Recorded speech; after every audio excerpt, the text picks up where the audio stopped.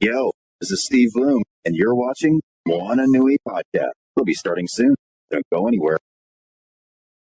I'm Veronica Taylor, and from myself and Ash Ketchum, I just want to say, Moana Nui, I choose you!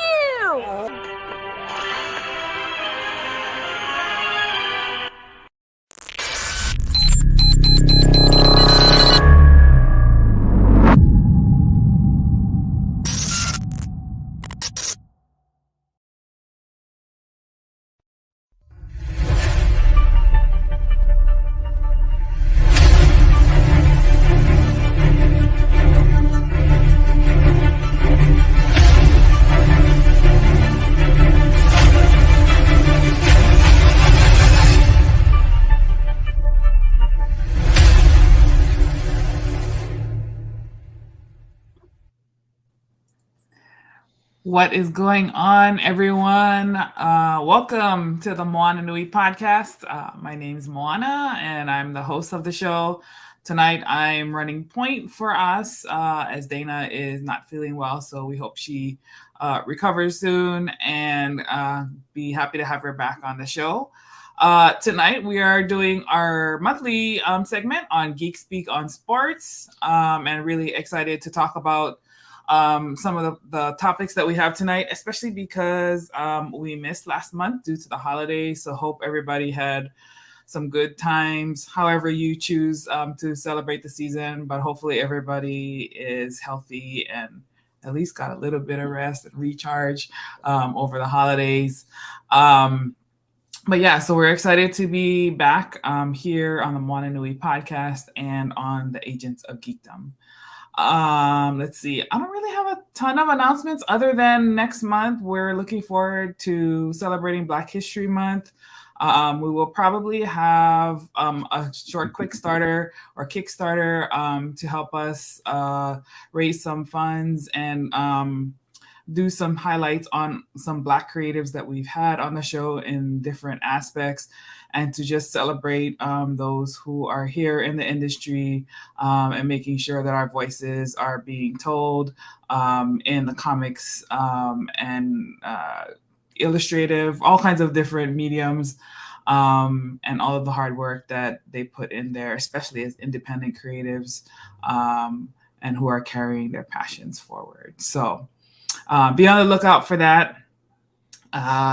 We'll share more information as we get the pre-launch page up and running, so folks who enjoy the show can help us to keep it going. And I'm gonna pop in. Candaysee just joined us. So hey, how's it going? Good to see you. From, I think you're in the Caribbean, right? Woohoo! Much better than over here. But I'm going to hand it over to James and let y'all launch the conversation. I will be in the background and just excited to have tonight's chat. So have fun, guys. Thank you. All right. So welcome back, guys. Missed y'all last month. Before Candaysee, I know you have something you really want to talk about, but before we get there, I do want to get college out the way first, because I'm not sure if to qualify this as all-out assault with a deadly weapon. The Bulldogs should be locked up for all types of battery charges, robbery. I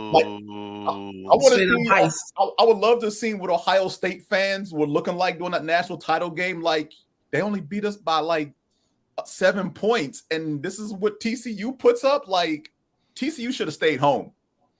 Final score was 65-7 for those who didn't watch the game. That's a basketball score. Like, I mean, is it? I haven't seen a score like that since the last time I played Madden against my cousin. Your little cousin. Yeah, okay, sure, little cousin. If you want to say it sounds worse when you say little cousin. I mean, nah, because I've beaten grown people like that too. You're missing my point, but go ahead.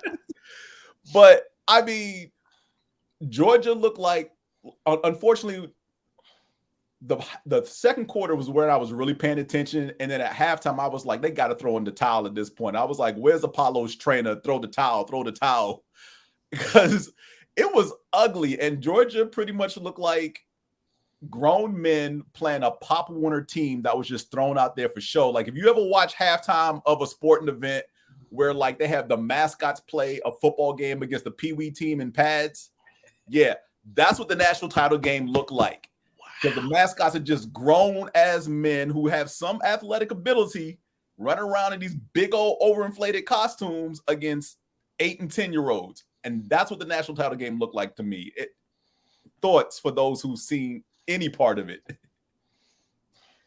I didn't watch any of it because I was busy doing stuff. However, you didn't a miss person in my house was watching it, and all I could hear was, "Oh!" Like over, and they should be ashamed. And this must be second string. And I'd have just stayed home. Like the comments from the couch were off the chain. And I almost wanted to watch it. And by the time I was like, what's going on? She was like, you don't want to see this. Like you close the computer on like a grisly murder scene. You don't want to see this. No. Nah. I didn't even like. I watched a little bit of it, but at least like for the Ohio State game, I could root. I wasn't really rooting for Ohio State as I was rooting against Georgia, to at least kind of hope that Ohio State. But I was like, I was like, yeah, there's no point in even trying to root against Georgia in this one because they're going to murder TCU. And quite honestly, I'm surprised they got the 7 points that they did get. Blown coverage in a short field would do that. I mean, but a broken clock is right twice a day. TCU got there one. Yeah. It messed up my college football championship day. I went to the store, got chips, snacks. I was like, yeah. And then, yeah. The party was over by the first quarter. Right. And I was definitely rooting against Georgia, but I mean, you got 3 Georgia Tech people on this podcast. Of course, we were rooting against Georgia. To hell with Georgia. To hell with Georgia. Exactly. Zero rooting interest whatsoever, but a massacre nonetheless. Like, yeah, the game was ugly. Like I said, I didn't watch the whole thing, but I caught the highlight. I was like, oh. Yeah. It should be mentioned that the last 2 touchdowns Georgia scored were by their backups that they did put in at the beginning of the fourth quarter. Let little Leroy play. Yeah, yes. Let the water boy get some time and fill out his dream. Right. Considering there are over 100 students in uniform on the sideline, yeah. Joy, you ain't right. I mean, hey, look, Bobby Boucher could have, cleaned up. Right? Mrs. Mud Dog's in the house.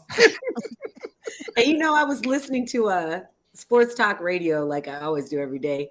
And I think the day after, one of the sportscasters was just like saying, of course, they're going to win because Stetson Bennett is like 25 years old playing against 18-year-olds. So, and I was like, I don't think it's just him, but they were just saying it was unfair because he's 25 and they're 18. I was like, he got eligibility.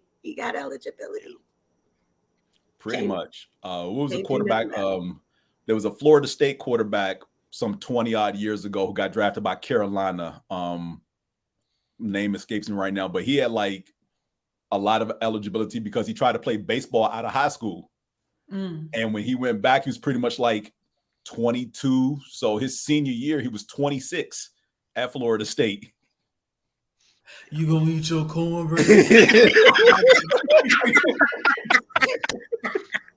So it's not uncommon for some of these student athletes to pretty much go into other sports and then come back and play something else and still have a couple of years of eligibility left. But yeah, that's not even right though. Like he get a job. He needs right. I was gonna say, like, what are we celebrating? Him going to the league? No, he's not going to the league. He's going to work for Accenture or whoever. Look, if J.R. Smith can be done with his NBA career and go to North Carolina A&T with still 4 years of college eligibility, because I think he went straight out of high school or something like that, and play golf, then what's wrong with Stetson Bennett doing whatever it is he did in junior college? Because we just don't like it. I know. Thank you, Joy. I was about to say, we just just don't like it. The hate is strong with this group. Yes, it is. We don't deny it. Right. You didn't say be rational. Exactly. I know, right? I would Where never you at? hold up. I would never expect It's America. anybody on this show to be rational. Let's start Wait there. a second. I'm rational sometimes. Really, Candaysee? Really? I know. I stand for you, Candace. Yes, she is rational. Nah, She feels Now like it. you know. I have known you for a very long time, Candaysee. And I am rational sometimes when I when feel she like it. it. On I the don't days, know you, on the but days ending in something Yeah. other than why. Yeah. I don't know why you're even looking at the screen like that, James. Like, get your life together. You're lucky I didn't even. Come on, Eagles fan. Come on, Eagles fan. All right, let's shift to the pros briefly here. And Candaysee, this is near and dear to you being a Bills fan. On the heels of a tragic and basically an event I have no words for what happened during the last Monday night game of the season between the Bills and the Bengals. Damar Hamlin suffered cardiac arrest basically on the field of play. The game ended up being canceled. A couple of days later, he regained consciousness. Like any other ball player, the first thing he asked was who won the game. Emotions running high as his health progressed better and better during the week. As of this past Monday, he was discharged from the hospital at Cincinnati and sent home to Buffalo, where he is still doing better by leaps and bounds. I don't know if he's been to the Bills practice facility yet to see the players face to face. I do know he did a Zoom call with them on Thursday and Friday before their game on Sunday against the New England Patriots, who were pretty much just the wrong team at the right time. But they caught all types of emotions through that entire stadium in that football game. 2 kickoff returns for touchdowns. Candaysee, I'm gonna let you have this one right here. Well, the latest update, I believe, is that he actually was discharged from the Buffalo hospital and put in the care of the Bills and at home. Is what I saw on Instagram. I don't know if it's true or not. I have to fact check, but I think that came from the Buffalo Bills themselves. I was looking right before I got on the plane this morning to come to St. Croix. It was like 7 a.m, though. So, Wow. You're in St. Croix. Girl, yes. I try real hard to let the jealousy not show on my face, but I know you saw it. I heard all the jealousy in the question. I am. My parents are celebrating their 45th anniversary on Saturday, and my mom is from St. Croix, and so they're doing like a whole. We have this whole family trip. We have this gorgeous VRBO. I was trying to get the Wi-Fi together. I was like, I don't know if I'm going to make it because I want to talk. I want to talk about Damar Hamlin. I do, but just being a Bills fan, it was like it was one of those it was surreal. It was crazy. Being somebody who's like certified in first aid and CPR and all that stuff, like just all the thoughts that like kind of raced through your head on what, was going on. And we couldn't even see what was going on because they were so tightly around him and people could just speculate. But the amazing thing is that they were so quick to get to him, and he's an athlete. So his body is kind of in tip top shape. So, it's really good to hear that, he's bounced back. Not out of the weeds yet, but just kind of a lot better than what could have happened or what could have happened to somebody who wasn't as in tip-top shape and didn't have those people around them to respond so quickly. So as a Bills fan, we just I think my biggest thing was like they were like, we're going to start the game, and I was like, no, we're not. I mean, it's just, it was really good to see just like people and players and everybody just kind of rallying around the fact that this young man, this young human being, like, had to fight for his life and, lost his life and came back basically. When they do CPR and they lose you for a little bit, I mean, that is kind of what happened. And it's just, I think that the sports world really, went in on this. And I think sometimes it reminds us that our players are not super people. I was going to say supermen, super women, super people.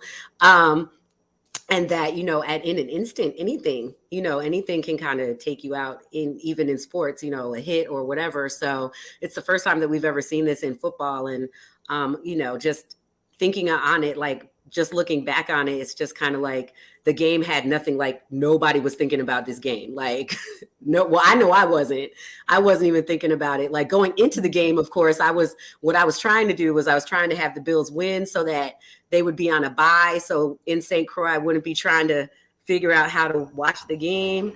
But of course that didn't happen. But once the game, once everything kind of happened, it just kind of went out the door. So I'm really excited that he is doing better. I think it just puts things into perspective. I don't know what you guys think about that, but I just think it really does. And I think that the league did a really good job with figuring out how to, maneuver through the playoffs and all that stuff afterwards, and just coming to a conclusive and decisive decision that hopefully comes through Atlanta. Right. I'm super excited. I'm like, let me find my card that has the most money on it because Candaysee's going to the When my bank account set up, I got to check in the statements, put all the money. Okay, I'm gonna pull from here, pull from there. Like, I don't even know. I'm gonna buy one ticket. Like, my boyfriend is a Bears fan, but he can go if he wants to. But I'm saying I'm gonna go. Hey, he got the first pick in the draft. He got the first pick in the draft. I know. Yeah. I don't think he heard me though. He went back out there. So, but my brother said the same thing just at dinner today. He was like, I said, that they could possibly be playing in Atlanta, and he was like, how many paychecks is that to the game? Because we just spent all this money coming to St. Croix, but I think I'm gonna have to come down to Atlanta for. So super excited though about the Bills and being in the playoffs, and I think that it's going to be great. And continued prayers for DeMar Hamlin, of course, and anybody else that has gone through anything this year, because it's hard out there to be hurt and watching your team and not being able to contribute. But we're happy that he's alive, and that's really the main point of it all. Indeed.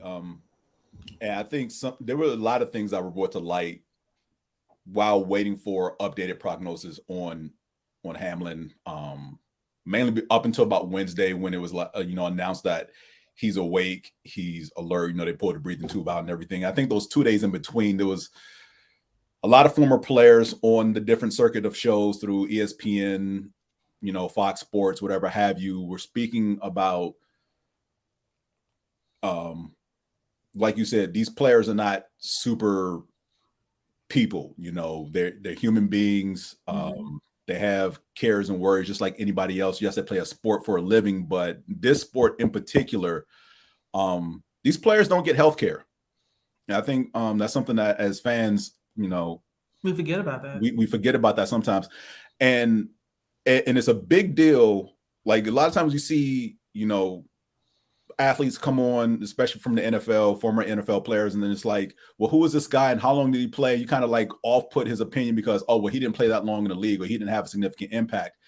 If he's played 3 or 4 years in the league, trust me, he's happy where he is right now because that's how long you have to play to be vested to get health care post your career happening. You have to make it to 3 to 4 years. And if you don't get to that point, if you 1 year and wash out and you don't make it, I mean, you're without a backup plan, you're screwed for life, basically. So I mean, a lot of these players are pretty much just like grind over and over and over again. Is like practice squad.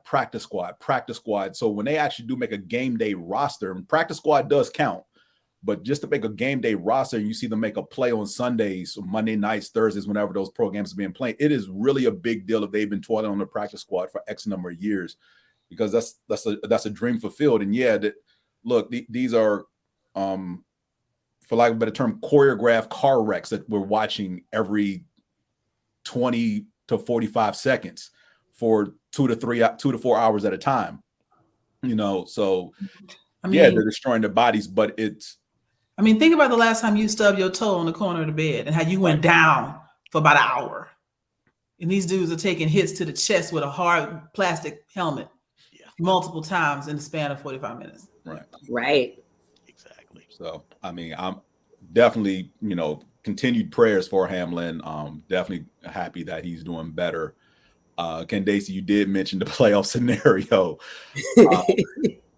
Look, the league was up against the wall because I pretty much cut the game on right after, I think the ambulance was just leaving the field because my mom had called me and was like, why is the game suspended? I'm like, what are you talking about? The game's not suspended. There's definitely a game on. I'm flipping through, pull out my laptop, like, okay, there's a stoppage in play. Let me go to the website, see what's going on.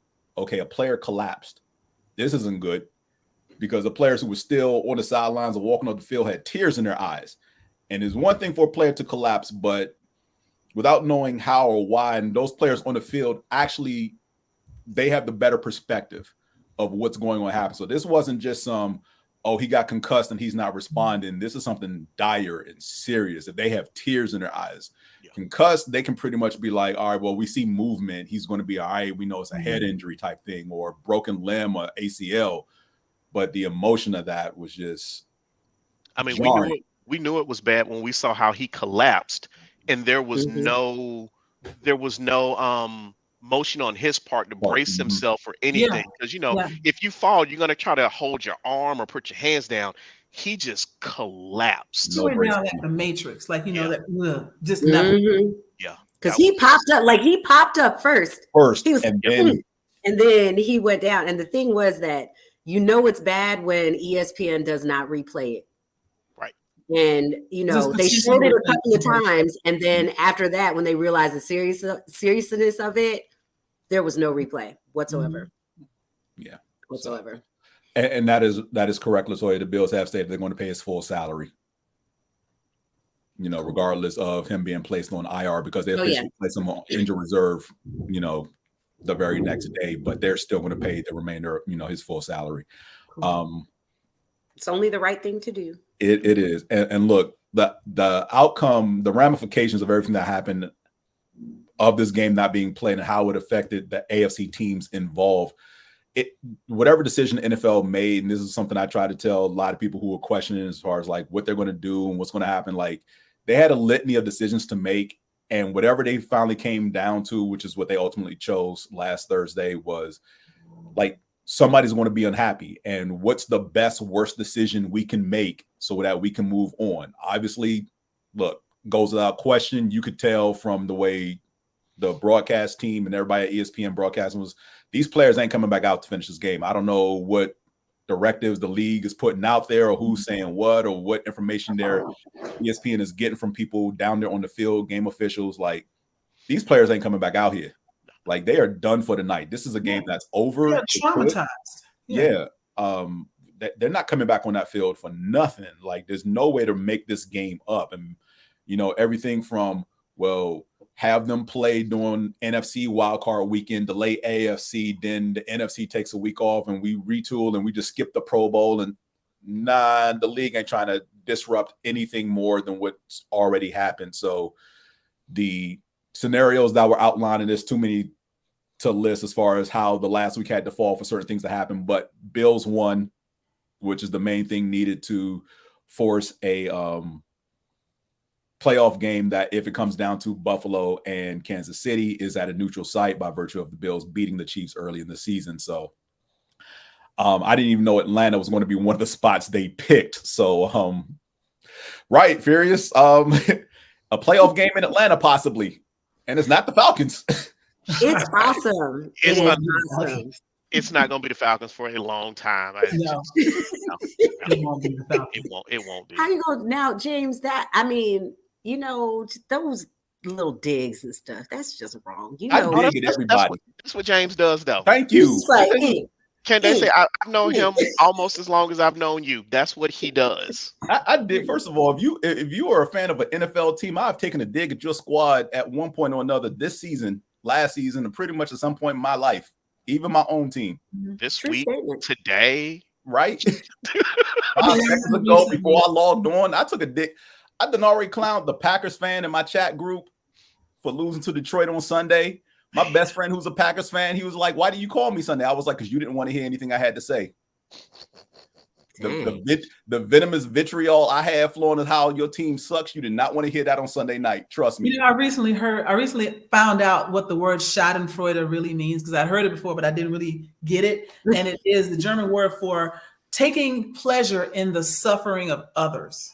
Oh, that's so James. If Schadenfreude was a person, yes, it would be James. Me in football, yes, it is, because I laugh at every team's misery. mm-hmm. Yeah, Max, stop it. He's not wrong though. No, I'm laughing at the way that he's pointing. The way yeah, he didn't get to the way. Yeah, right. To get my pointing right. right there. That guy, right there. You are the worst. Look, Furious has actually heard me say this. There are 32 teams in the NFL. They all suck for one reason or another. It's true. Including the Eagles. Especially the Eagles. I have crapped on my team since the Super Bowl. We actually won. Yeah. And Latoya, you are absolutely right. That is James. That is James. Full stop. Absolutely. Talk about my team too, and their ineptitude to put a decent roster together. I'm actually happy with this season. I kept my mouth shut too. Oh, moving on. What else you got? Inevitable coaching carousel. I think like 5 or 6 coaches have already been fired. The mess that is the Houston Texans and what Lovie Smith did. And so, I love Lovie Smith for this. They were like, they told him before the game, you're going to be fired. Yeah. I'm pretty sure they told him before the game he's going to be fired regardless. Yep. And then the decision. Yeah, they had a meeting. They had a meeting like Thursday or Friday before that game that he coached on Sunday, and they told him you're not coming back. And they were trying to get him to throw the game so that they could get that first round pick. And Lovie was like, "Oh, word? You done told me I'm all right? Bet. Let me show you what we're gonna do out here." Let me tell you what. This is why they do not tell you that you were fired Friday morning on the job. They wait until 4:30 on Friday to be like, "This is your last day. Go and get out of here." Because they know you're gonna act a whole ass all day if you know about it. If they really wanted to lose that game, they'd have fired Lovie and not let him coach that game on Sunday. Yeah. That would have been the wise thing to do, but to actually have a meeting with him telling him you ain't coming back, and by the way, don't try to win this game. That's disrespectful. As well as stupid. And now the lawsuit that Brian Flores filed last year starts ringing true, because here you have the Houston Texans is going to be on their 4th coach in 4 years, and basically gave the last 2 black coaches 1 year on multi-year guaranteed deals and reneged on anything beyond year 1. Yeah. To do what? Now you look like you look like I can't even find a word for what you look like right now, but the way this organization is run is ineptitude is being nice and kind. Yeah.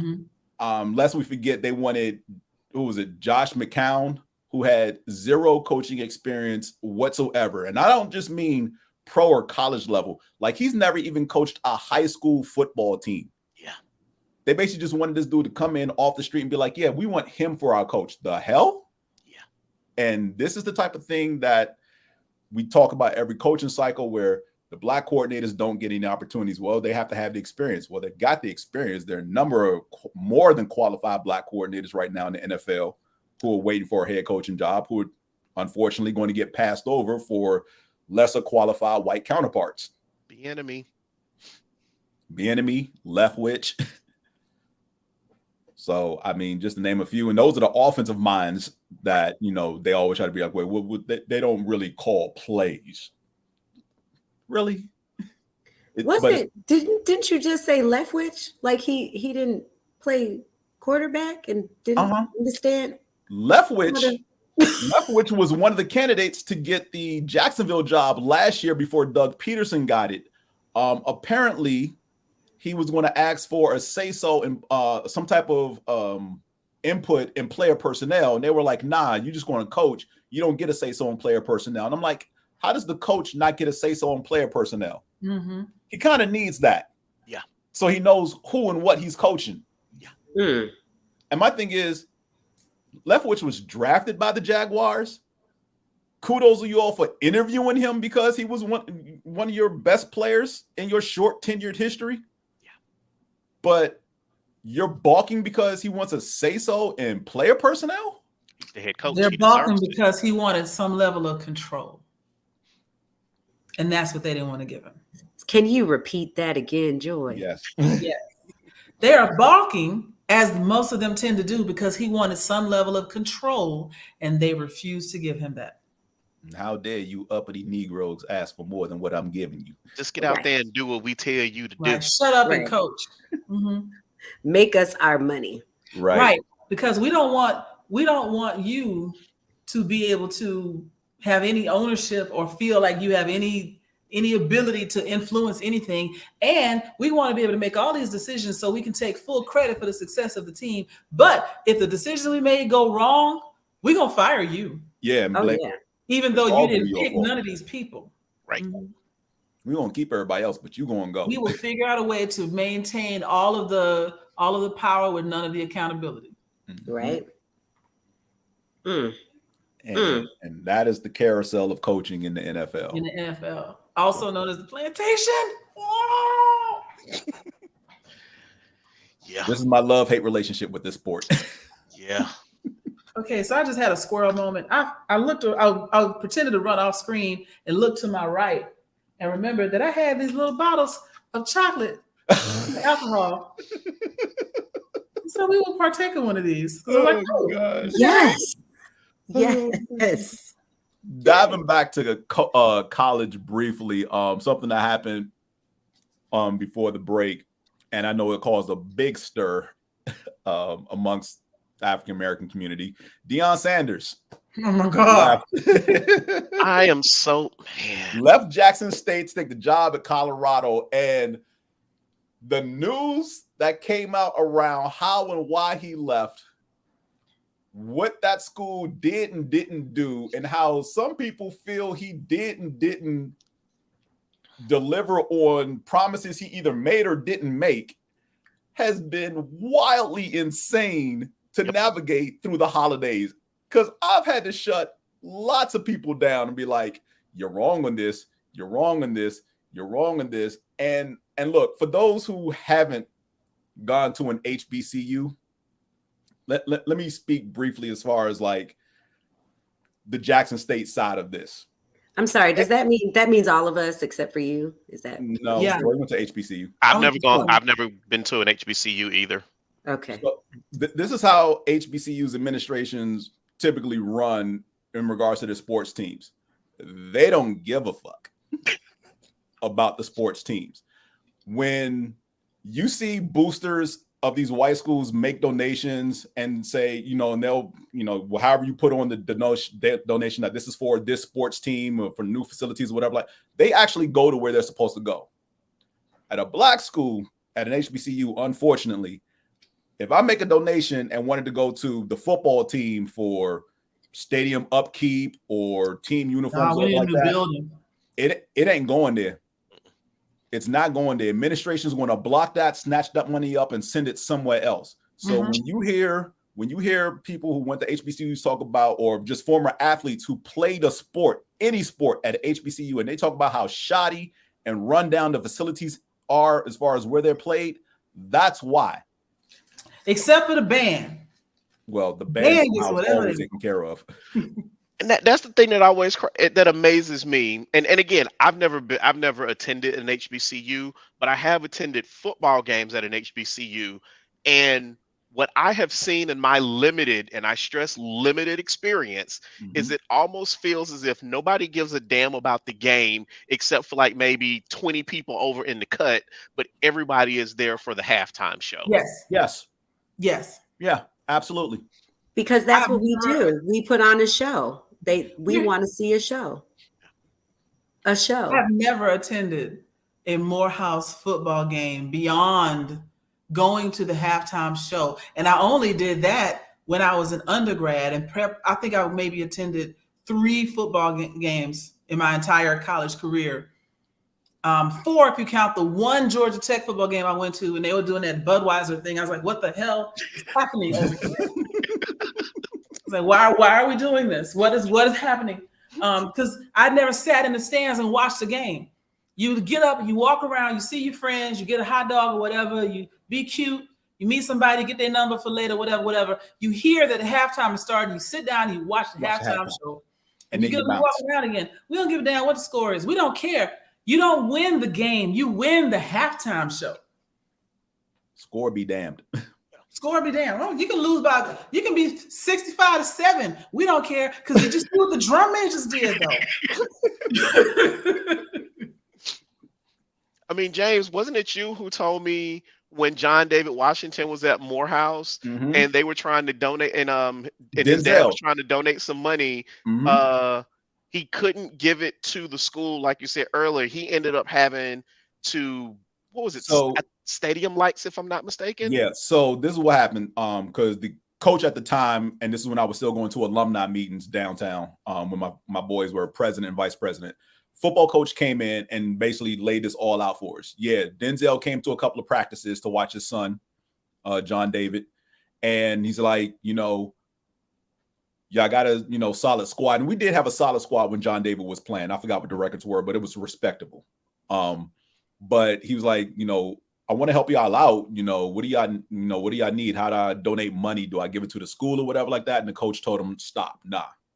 Like, if you want to help this team out in any way, you're going to have to hire directly and have them come in, because if you give money to the school, we'll never see it. Like LaToya said, I guess it goes to the same place that church building fund goes to. It does. Mm-hmm. It does. And so, yeah, he hired an independent contractor to come in and put in brand new stadium lights. So, one, they could have night practices, because pretty much they had to leave the field because the lights on that field hadn't worked. Yeah, I mean, if you watch School Days, years before I got to Morehouse. Yeah. So I don't know when was the last time they had a night game, but I definitely know it was well before I got there. Them lights didn't work in 95. And John David was there in something like 08 to 12 or something like that is when John David was at Morehouse. First of all, his name is Baby Denzel. I don't know why you keep calling him John David. Stop it, Joy. That's his Baby Denzel. His daddy name is John David. Go to the corner. John David. Mute yourself and stop your cam. Let us see darkness for a second. So he hired an independent contractor to come in and put in brand new stadium lights. So now the football team can have night practices. They can actually play night games. And that was he had donated $100,000 to the school. That was going directly to the science building. And granted, that's where stuff is really needed, because most HBCUs are about education and not sports. I get that. But you're not going to. So back to the point, which was Prime. Prime and come out his pocket and his nonsense. I was one of those people that was like, I really was appreciating what he was trying to do for HBCUs.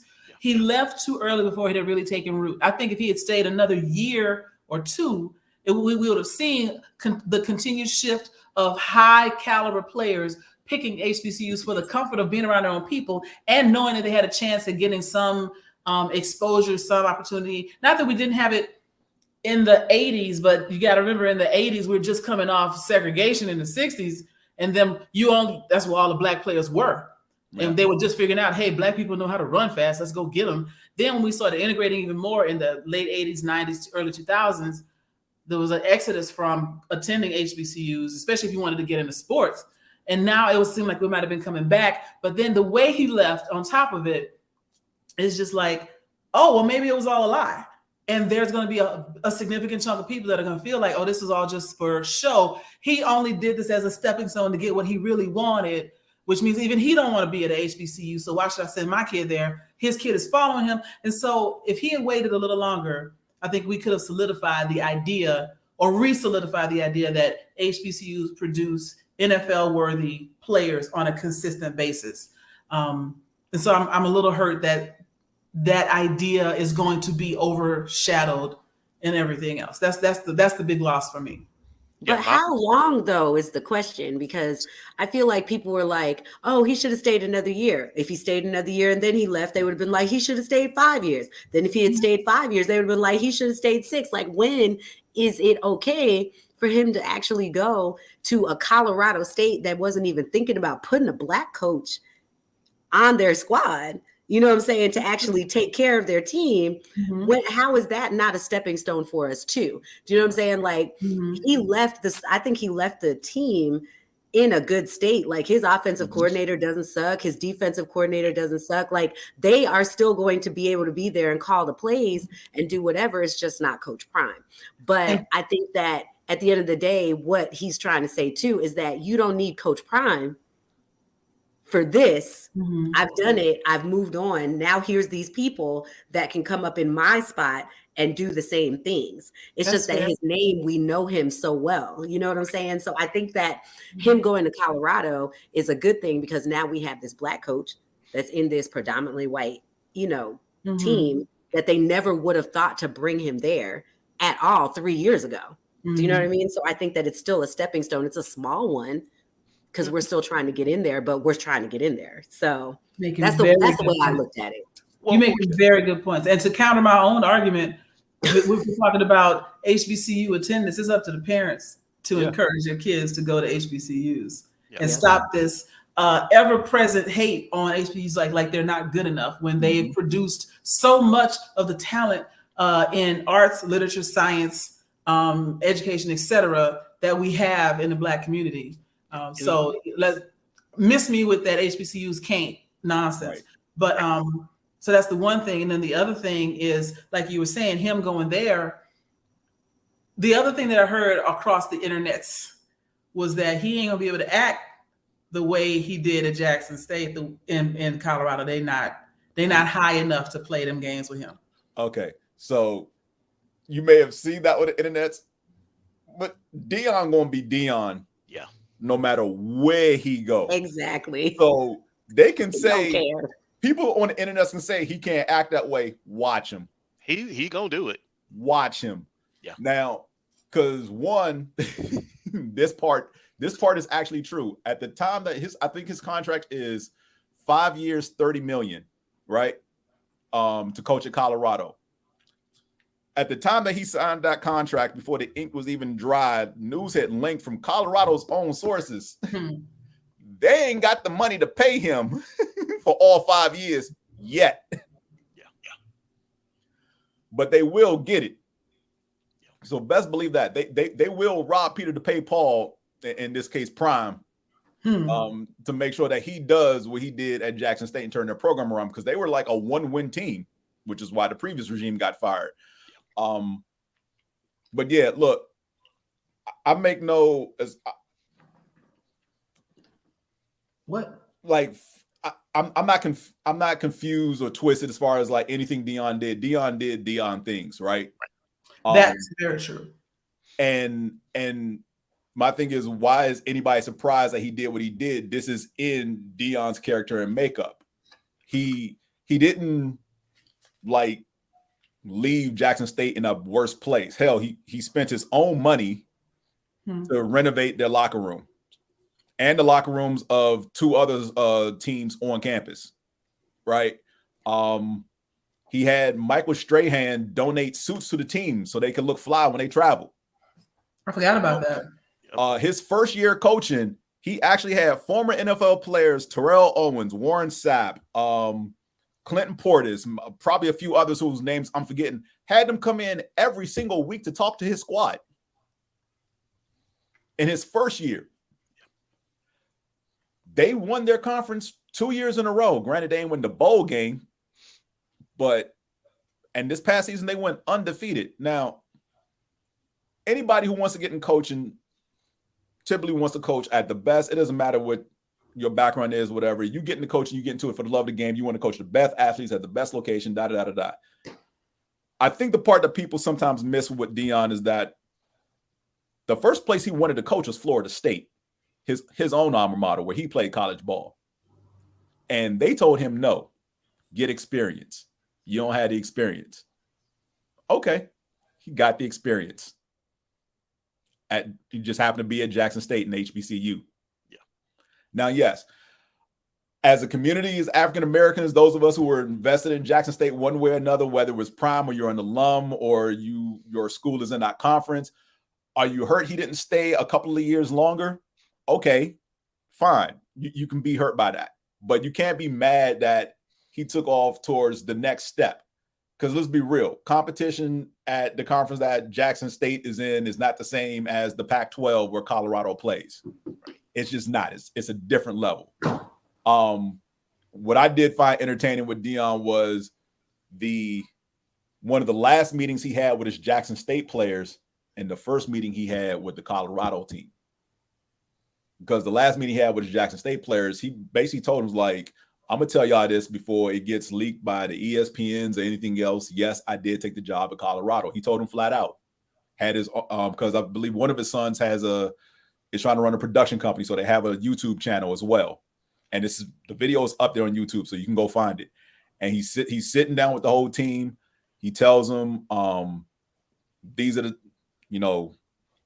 I'm leaving. Yeah, you heard right. Has nothing against y'all. Y'all a great bunch of people. I'm going to miss you, but don't enter that transfer portal.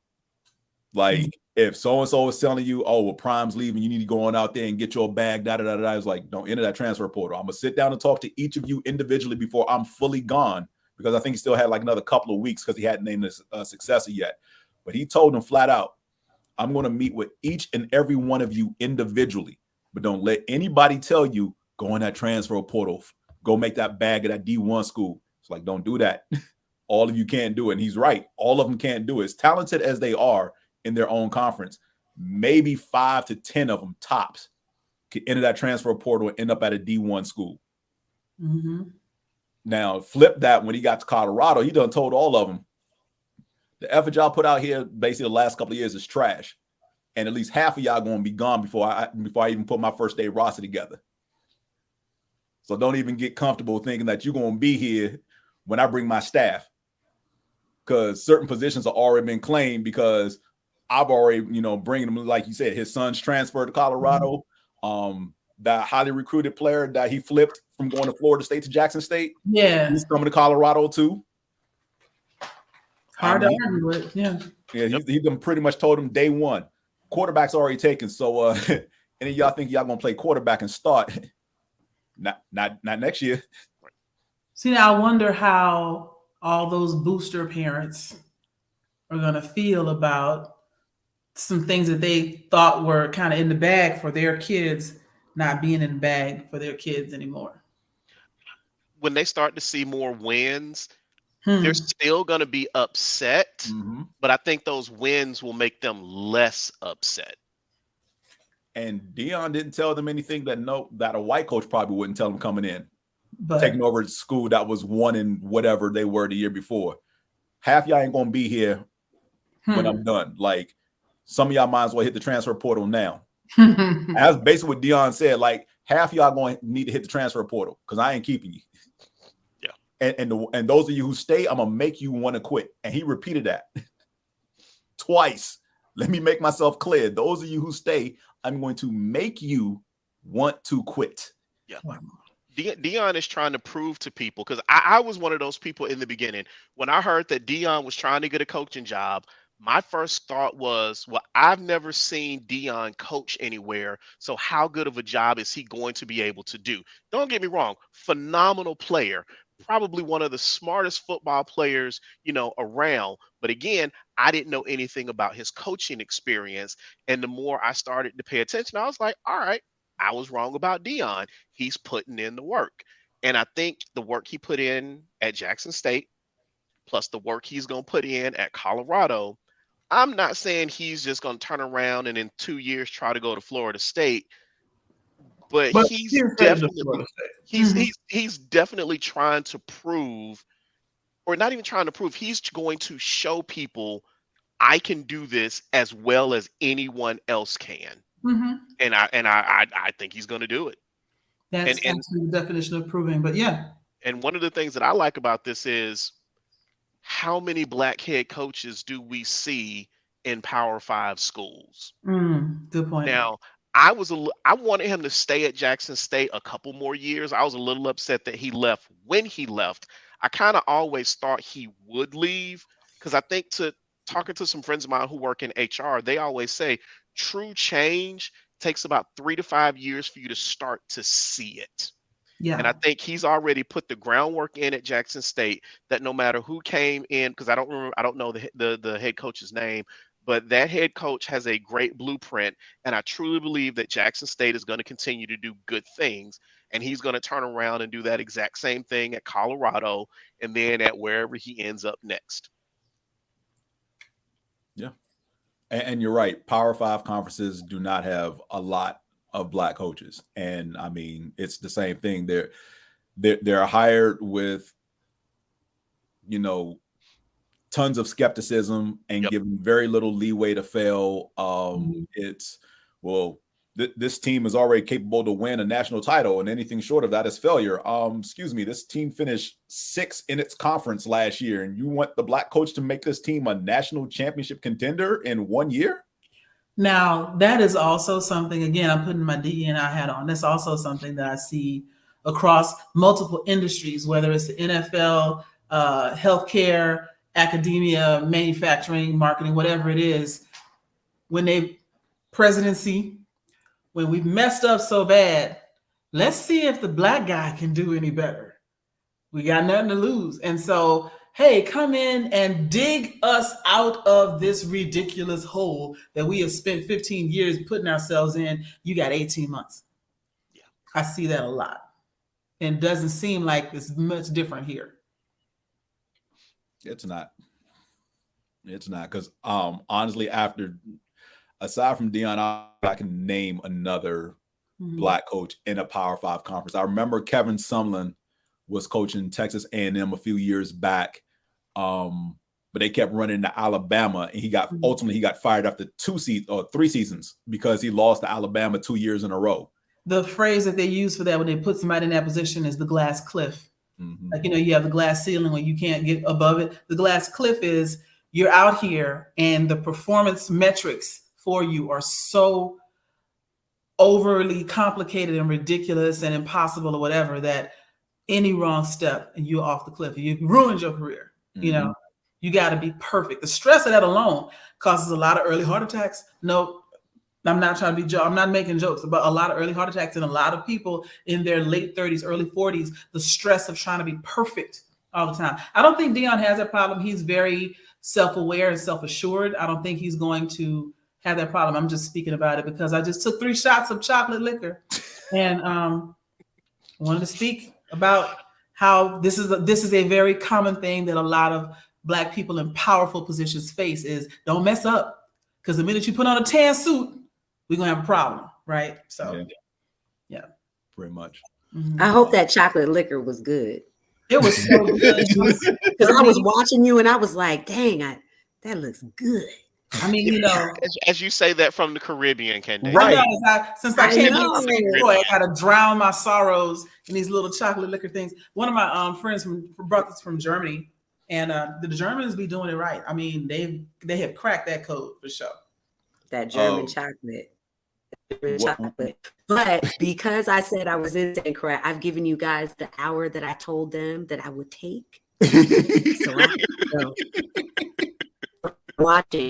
I'm going to be watching from my phone the rest of the show, guys. Okay. It's good See you later, and thank you. See you guys next month. See ya. Congratulations to your family. Thank you. The only other story that I wanted to bring up that we missed because last month craziness or whatever was Brittany Griner is home. Brittany Griner is home for whatever political posturing or whatever you want to claim out there. I don't care. I am happy she's home. I don't give a good 2 craps about what people think. Shut your face. Brittany Griner is home. Right.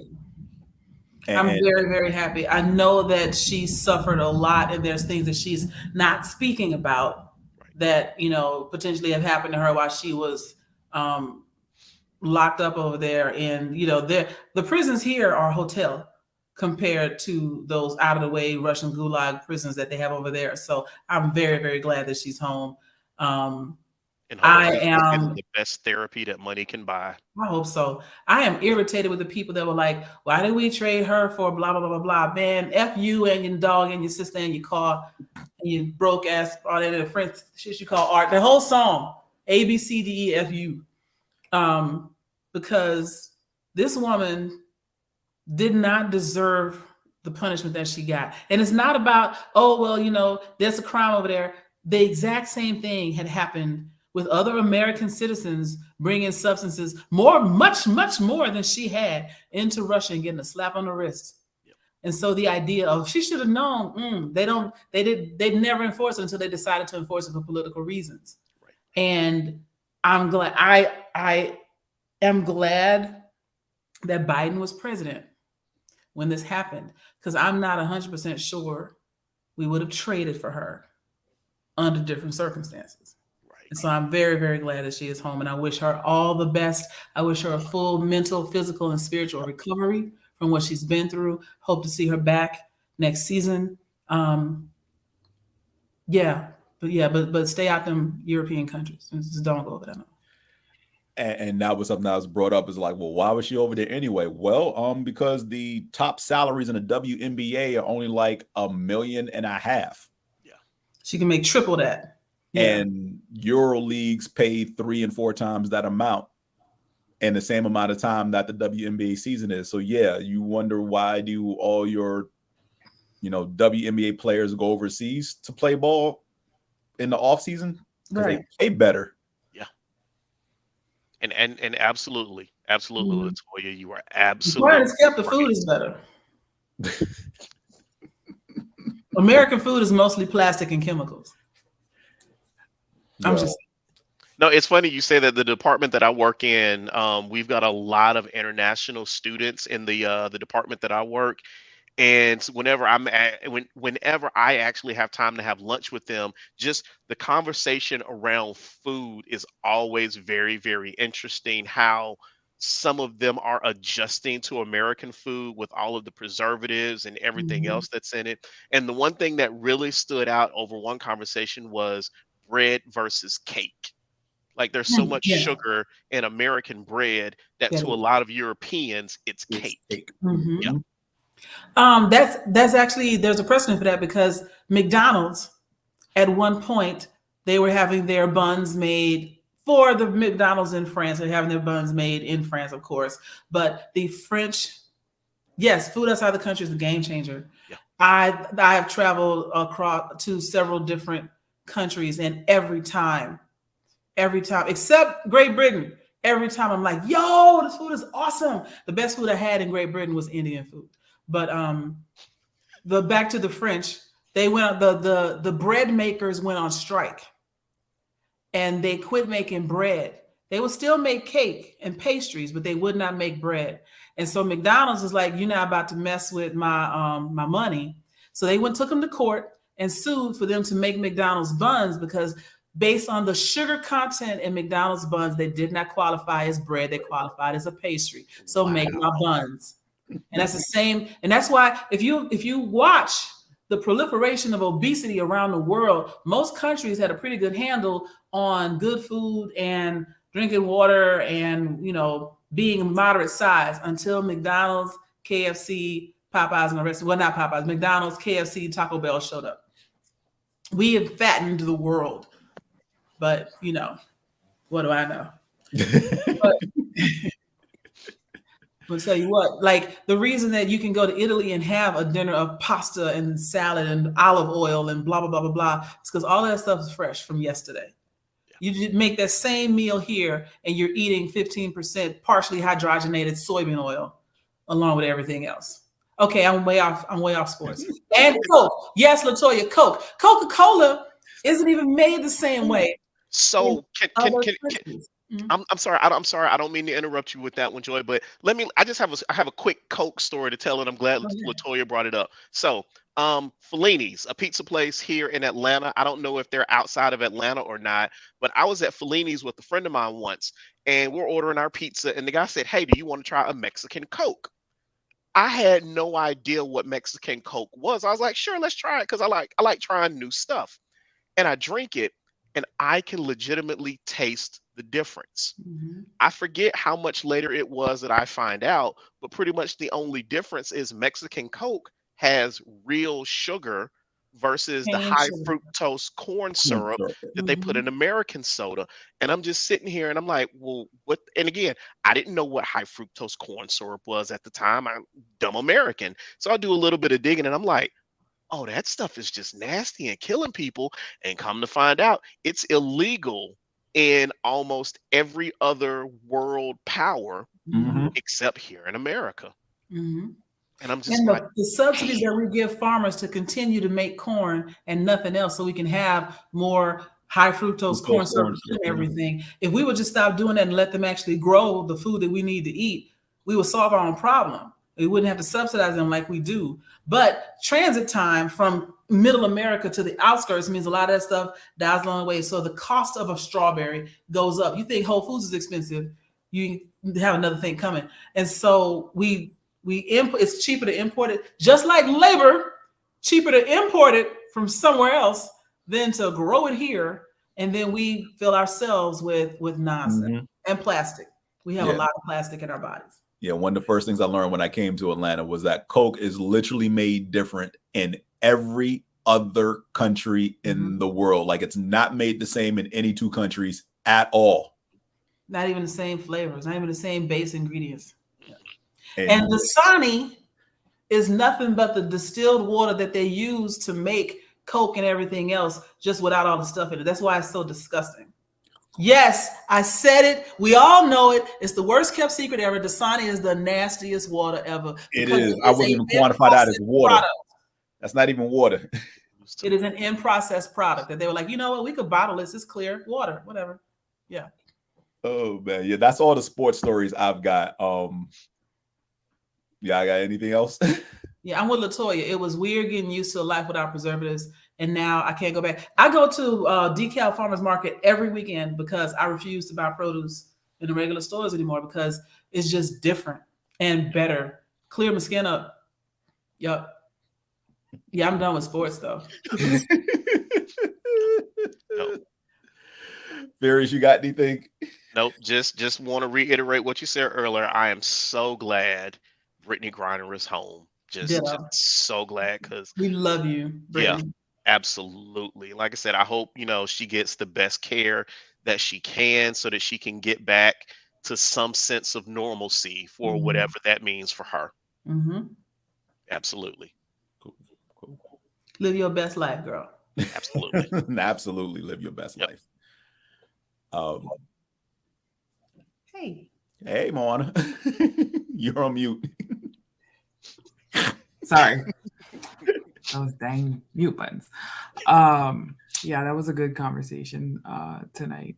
Interesting diversion to the whole Coke and food supply. That could be a whole other episode that we can talk about for sure.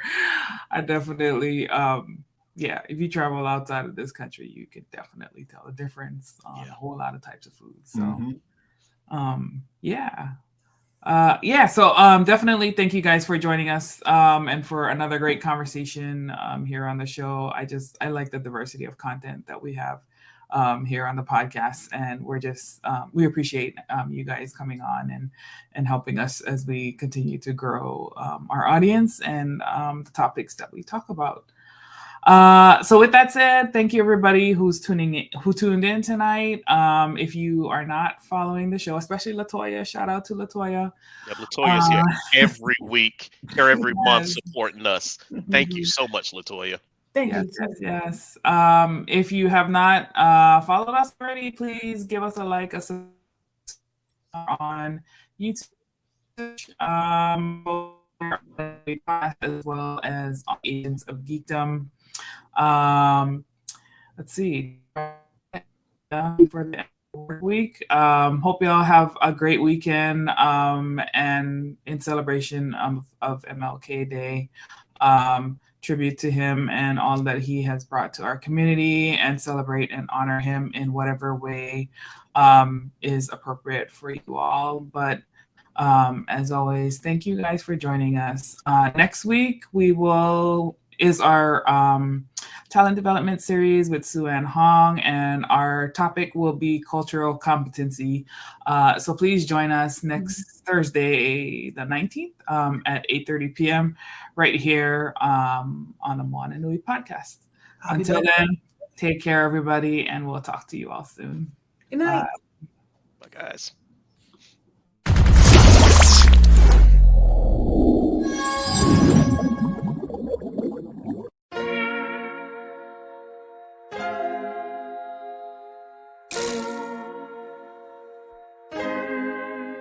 So many stories left to tell, even if we have to ourselves. Can't keep history on the shelf. If we won't tell it, we will. If this the land of the free, was a freedom then, when they annexed Hawaii and called it Cedar Lands, without any type of payment and no signing off. Called themselves the Republic in 1894. 1.2 million acres overtaken from the native Hawaiians. When they resisted, the West retaliated in violence and erasure. The Hawaiian language is banned as part of colonialism's plan to expand, Stuck between a rock and a hard place. Multiple bombings of Kaho'olawe as a part of their ongoing war with Asia. Used it as a place for target practice. No consent or compensation. Colonizers call for annexation. No work out for all the locals. School will never let you know. So many stories left to tell, even if we have to ourselves. Can't keep history on the shelf. If we won't tell it, we will. Too many stories left to tell, even if we have to ourselves. Can't keep history on the shelf. If we won't tell it, we will. We will. So if you put Hawaii in a perspective, well, Black and Asian history is interconnected. Considering the fight with the Pacific, then of course versus Asia, they was treated as a middleman for war, but didn't let the Western colorism run its course. Cause dark skin was a sign of dignity to core. The land was taken in the name of capitalism, when prior to it was an actual kingdom. Clap back at the system. Stuck between a rock and a hard place. Multiple bombings of Kaho'olawe as a part of their ongoing war with Asia. Used it as a place for target practice. No consent or compensation. Colonizers call for annexation.